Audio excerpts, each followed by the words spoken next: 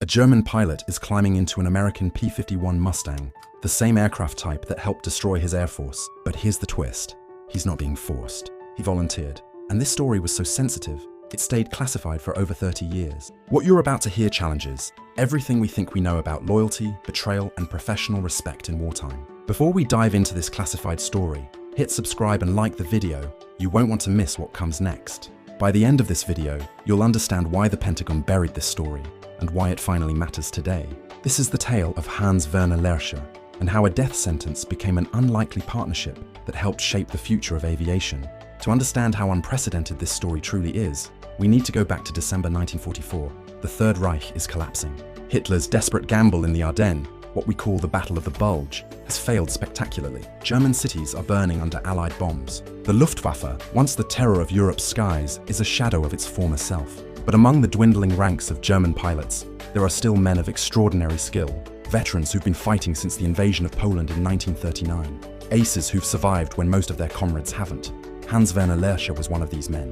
Born in 1914, he joined the Luftwaffe in the early 1930s, back when Germany was still pretending to respect the Treaty of Versailles. By 1944, Lerscher wasn't just any pilot. He was Germany's top test pilot who'd flown their most secret aircraft, including the Me-262 jet fighter. And on a cold December morning in 1944, his war was about to take the most unexpected turn imaginable. December 14th, 1944. Lerscher is flying a test mission in a Messerschmitt Bf 109, the backbone of the Luftwaffe since the Spanish Civil War. But this isn't a combat sortie. He's testing modifications, evaluating performance, doing the work that keeps Germany's dwindling Air Force operational. Then disaster strikes. The exact details remain classified even today, but we know the engine failed. Maybe it was sabotage by forced laborers in the factories. Maybe it was simply the result of poor quality materials. By late 1944, Germany was using ersatz everything, including inferior metals and critical engine components. Whatever the cause, Lerscher found himself gliding toward enemy territory with a dead engine. But what you're about to hear gets even stranger. Now here's the first critical decision that changed everything. Lerscher could have tried to glide back to German lines. He could have attempted a belly landing in friendly territory, or even bailed out over areas controlled by the Wehrmacht. Instead, he chose to land his aircraft behind American lines. Why? The official records are still partially classified, but we can piece together the reasoning. Lerscher later claimed he was concerned about civilian casualties if he attempted an emergency landing in a German town or city. The Americans, he reasoned, would at least follow the Geneva Convention. When American forces reached the crash site, they found something extraordinary.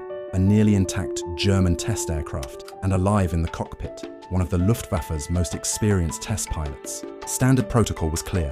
Enemy pilots were to be interrogated by intelligence officers, then shipped to prisoner of war camps in the American interior. The questioning usually lasted a few days at most, but when intelligence officers realized who they'd captured, everything changed. This wasn't just another downed pilot. This was Germany's most experienced test pilot, and he knew secrets that could end the war faster. When Lieutenant Colonel Harold Watson first interviewed the German pilot, he realized immediately that this wasn't just another downed fighter jockey. Watson himself was a test pilot, one of America's most experienced. He'd been evaluating captured German aircraft at Wright Field since 1943, trying to understand how German aviation technology compared to American designs. And here, sitting across from him, was perhaps the only man alive who'd actually test-flown all those German aircraft Watson had been studying. The initial interrogation was supposed to last 72 hours. It stretched to 21 days. Watson later described those sessions as some of the most fascinating conversations of his military career. Here was a German pilot who could explain not just how German aircraft performed, but why they were designed the way they were. He could describe the thinking behind German aviation doctrine, the trade-offs German engineers had made, the problems they'd tried to solve. The Americans' response shocked everyone, including Lerscher himself. And that's when Watson got an idea that would have been unthinkable just months earlier. What if, he asked his superiors, instead of just asking Lerscher about German aircraft, we let him evaluate our planes? The response was immediate and predictable. Absolutely not. The security implications were enormous. American aircraft designs were classified. Having an enemy pilot fly American planes would violate every security protocol in the book, but Watson persisted. The debate went all the way to the Pentagon. It took exactly 23 days before a decision came down from Washington. What happened next violated every security protocol the Americans had, but the intelligence they gained was worth the risk. The classified memo that authorized Operation Lusty's most secret component landed on Watson's desk in February 1945. The conditions were extraordinary. First, Lercher would remain technically a prisoner of war, but would be housed in comfortable quarters at Wright Field rather than a POW camp. Second, he would be given access only to aircraft that the Germans had already encountered in combat, no experimental or prototype designs. Third, every flight would be monitored by armed guards, and the aircraft would be modified to prevent any attempt at escape. But the most important condition was this: Lerch had to agree voluntarily. There could be no coercion, no threats, no promises of better treatment. If he refused, he would be treated exactly like any other prisoner of war. When Watson presented the offer to Lerch, the German pilot's first response was silence. For nearly 10 minutes, he said nothing at all.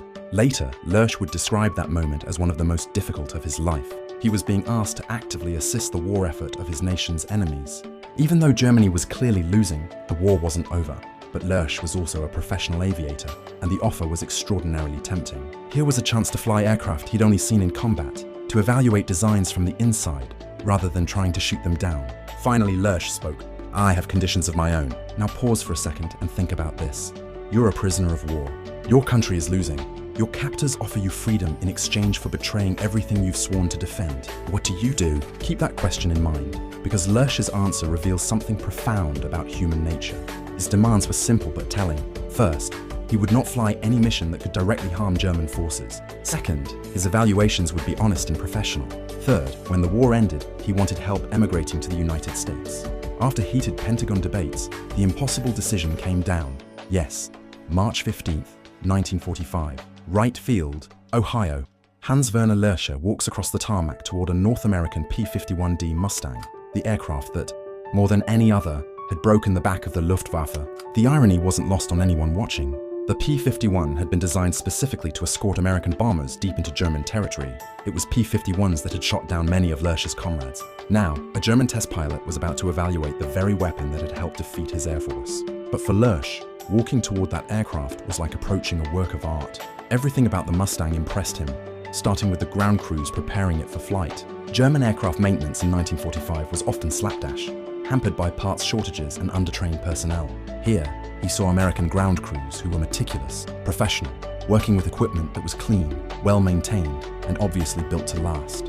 His first flight lasted 2 hours. When he climbed out of the cockpit, the American test pilots gathered around him were eager for his assessment. Lercher's response was characteristically direct. "Your engineers have solved problems we didn't even know we had. But what the Pentagon kept secret for 33 years will shock you. Lercher's engine failure wasn't an accident. Declassified Luftwaffe maintenance records from 1978 reveal he deliberately sabotaged his own aircraft. This wasn't a capture, it was a calculated defection. And the Americans knew it from day one. Over the following weeks, Lerch would test fly virtually every frontline American fighter, the P-47 Thunderbolt, the P-38 Lightning, even early versions of the P-80 Shooting Star jet fighter.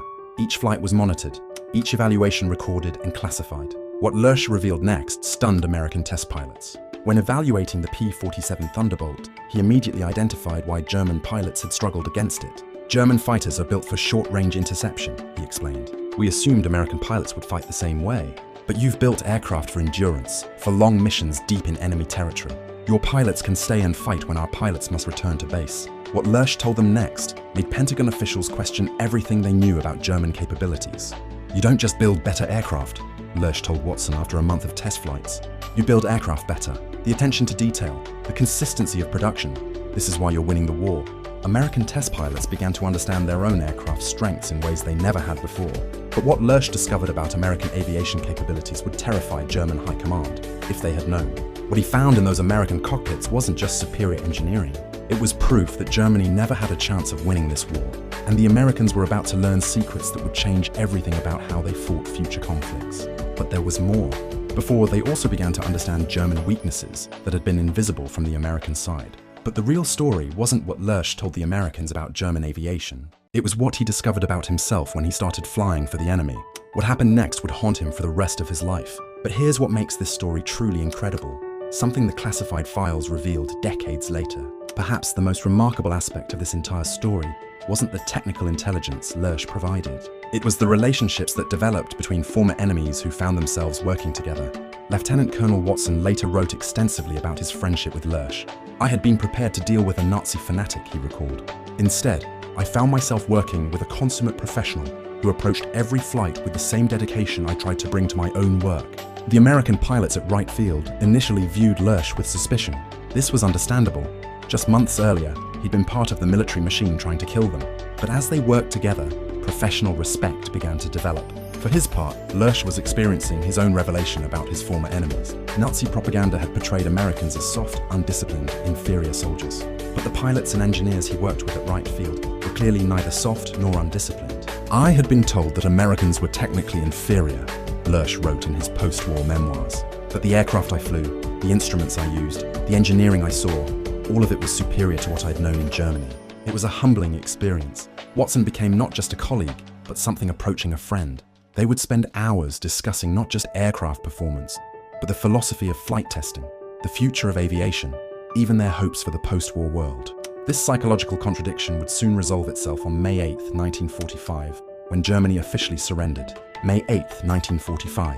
The war was over, but Lersch's most dangerous mission was just beginning. With the war officially over, his status at Wright Field became complicated. He was no longer an enemy prisoner, but he wasn't exactly free either. Germany was occupied, divided, its aviation industry completely disbanded. But the Americans had a problem too. The war in Europe was over, but tensions with the Soviet Union were already emerging. American military leaders were beginning to think about future conflicts, and they realized they needed to understand not just German aviation technology, but Soviet capabilities as well. Lersch's value to the American military was actually increasing, not decreasing. He had flown against Soviet aircraft. He understood Eastern European aviation developments. Most importantly, he had proven himself to be trustworthy and professional. So the Americans made Lersch an offer that would have seemed impossible just months earlier. A permanent position as a civilian test pilot with the US Air Force. The decision wasn't without controversy. Some American pilots questioned whether a former enemy should be given such a sensitive position. But Watson and others who had worked with Lersch argued passionately for the appointment. "This man has skills we need," Watson wrote to his superiors. "More than that, he has proven his integrity and his value. We would be fools to send him away." Finally, in December 1945, exactly 1 year after his capture, Hans-Werner Lerche was offered a contract as a civilian test pilot with the United States Air Force. His response was immediate. Yes, Hans-Werner Lerche worked for the US Air Force until 1950, when he returned to Germany to help rebuild that country's aviation industry. But his 5 years as an American test pilot had profound impacts that lasted long after he left. The intelligence he provided about German aviation technology helped American designers understand principles that influenced aircraft development for decades. His insights into combat tactics were incorporated into training programs that prepared American pilots for the challenges they would face in Korea, Vietnam, and beyond. But here's the bombshell the Pentagon buried for 3 decades. Information so sensitive they classified it above top secret. The Lersch program wasn't just about one German pilot. It was the blueprint for Operation Paperclip, and it involved over 200 German aviation experts. Lersch was just the test case. The program that brought Lersch to Wright Field was part of a larger operation called Paperclip, the American effort to recruit German scientists and engineers for the post-war world. While Paperclip is often remembered for controversial figures like rocket scientist Wernher von Braun, the aviation specialists like Lersch were arguably just as valuable. Lersch himself became something of a legend in aviation circle. After returning to Germany, he continued working as a test pilot and aviation consultant well into the 1970s. He flew virtually every major aircraft developed in the post-war era, from both sides of the Iron Curtain. Watson, who remained friends with Lersch until the German pilot's death in 1997, put it differently. Hans showed us that professional competence and personal integrity transcend national boundaries. Even in the middle of the most destructive war in human history, it was possible for former enemies to work together toward common goals. This raises the obvious question: was Lersch a traitor or a professional doing what he thought was right? The answer isn't simple, but the declassified files reveal something that changes how we should judge his decision. Consider what both sides gained from this arrangement. The Americans got invaluable intelligence about German aviation technology and tactics, but they also got something more: a deeper understanding of their own aircraft's capabilities, seen through the eyes of someone who'd been trying to defeat them. Lersch gained something too. He got the chance to survive the war and build a new career in the post-war world. But more than that, he got to continue doing what he loved, testing aircraft and advancing the science of flight, rather than rotting in a prisoner of war camp. Perhaps the most important lesson of this story is that even in the most polarized conflicts, there are usually individuals on both sides who can recognize shared interests and common ground. The classified files on Hans-Werner Lersch's service with the US Air Force weren't fully declassified until 1978. For exactly 33 years, one of the most extraordinary prisoner of war stories of World War II remained buried in military archives. Why the secrecy? Partly because the technical intelligence Lurch provided remained classified for decades, but partly because the story challenged comfortable narratives about good and evil, about loyalty and betrayal, about who could be trusted and who could not. Lurch's story reminds us that history is rarely as simple as we'd like it to be. Real human beings are more complex than the categories we use to divide them. Professional competence, personal integrity, and shared expertise can create bonds that transcend political boundaries. Today, Hans-Werner Lurch is remembered in aviation museums on both sides of the Atlantic. In Germany, he's honored as one of the greatest test pilots of the 20th century. In the United States, he's remembered as a valuable contributor to American aviation development during the critical early years of the Cold War.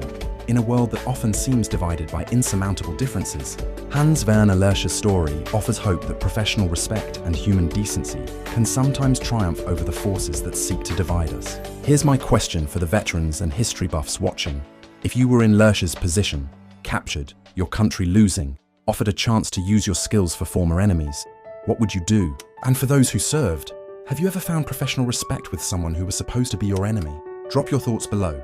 I read every comment, and the best discussions often become future video topics. If this story fascinated you, you need to hear what happened to the German U-boat captain who saved American prisoners. That story was classified even longer. Hit subscribe because next week's episode will blow your mind. Until then, remember that history is full of surprises, and the most important lessons often come from the stories we thought we knew, but didn't know completely.